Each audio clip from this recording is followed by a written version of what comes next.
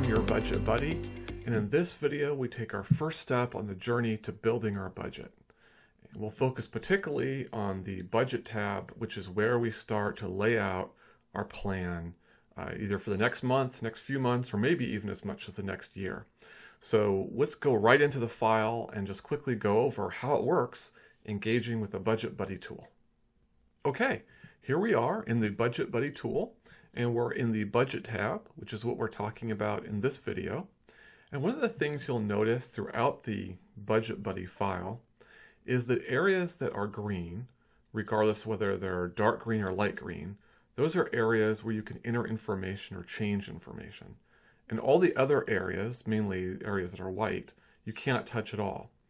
So on this screen, the only thing that we can change are the categories, or we call types, of expenses, which you see listed here on the left, and then the month-to-month budget, which is to the right. That's all you need to do on this tab. Now let's talk about the categories first. There are 10 categories to budget, and then, as we'll see in the next video, to track expenses to. Now you may think that 10 categories is a little restrictive, and there are other budget programs that offer a lot more in terms of categories. You can have 20, 30, 40, maybe even more accounts. But here's the thing. The more accounts you have, the more work it is to categorize transactions to those accounts, to build budgets around those accounts. And based on my experience, and I've been budgeting both personally and professionally for over 20 years, you get a law of diminishing returns the more accounts you add. So 10 really is actually enough for you to do what you need to do to track your finances successfully.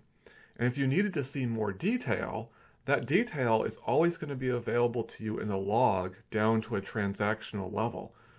And that's about as granular as you can get. So having 10 categories actually is enough.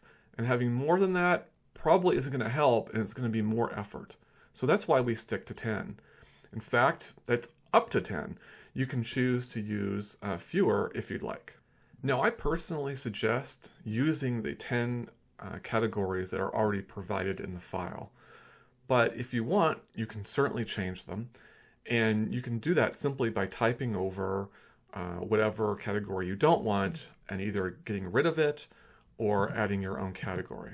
So let's say, for example, you don't have any children, so you don't have any children expenses. So you can either delete that cell and just simply leave it blank and just track 9 accounts, or you can go ahead and type in your own category, and I'll add in garden gnomes. You'll have to excuse my typing, but there we go. And so now that category is going to flow through the rest of the file as well, and we'll see that in subsequent videos. But let's say we're going to go ahead and stick with these 10 categories. We're pretty happy with them. So then we're ready to build a budget.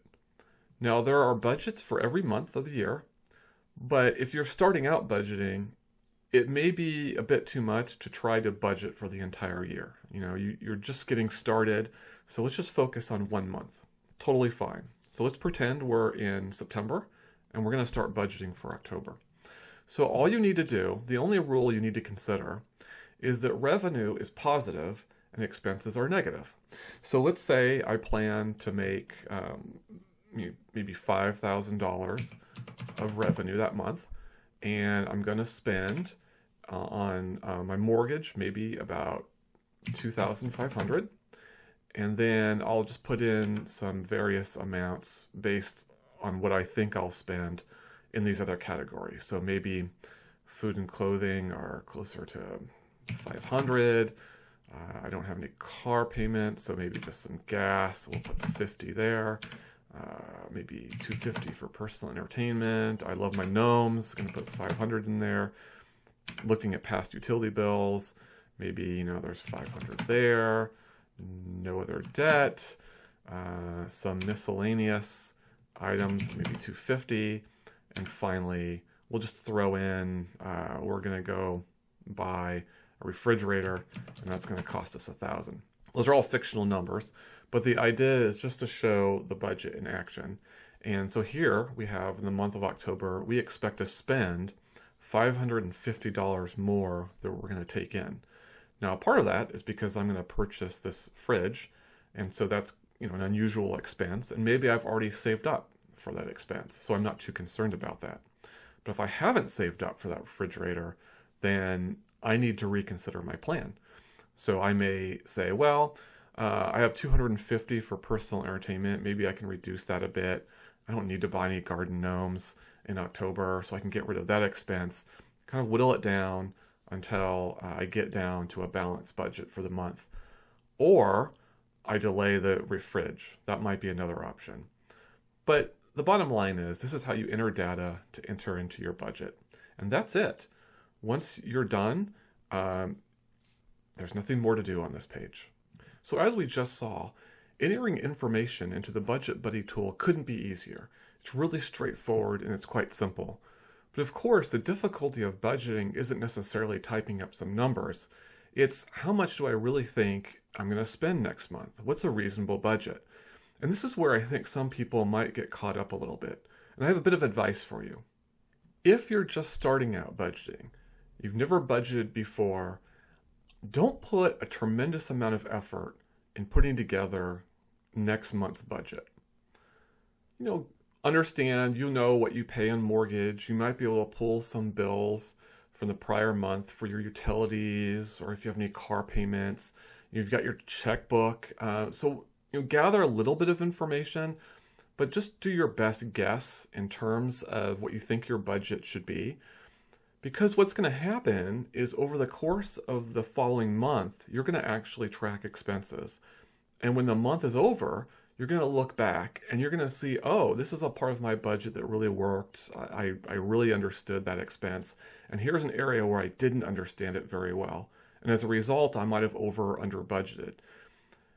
You don't have to get that right away, because over time, you'll be measuring that, you'll be comparing to your budget, and you'll see where your budget doesn't make any sense. And you can always go back and change your budget. You can change those numbers whenever you want.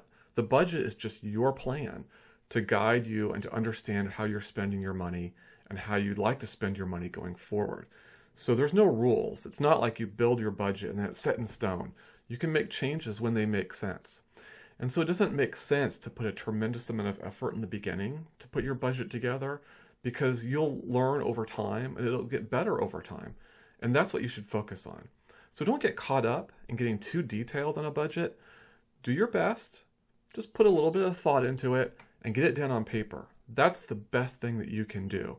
Not trying to be perfect. That doesn't really help.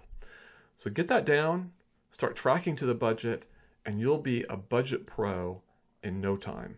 2 to 3 months and your budget will be solid, and you'll have a really good sense of what you're spending and what you're going to spend. Doesn't need to be perfect straight out of the gate. I hope that helps. Budgeting is one of the easiest parts of the file, so there wasn't too much to cover in this video. But in the next video, we're going to start to cover how you start tracking your expenses via the log. I look forward to seeing you there, and have a great day.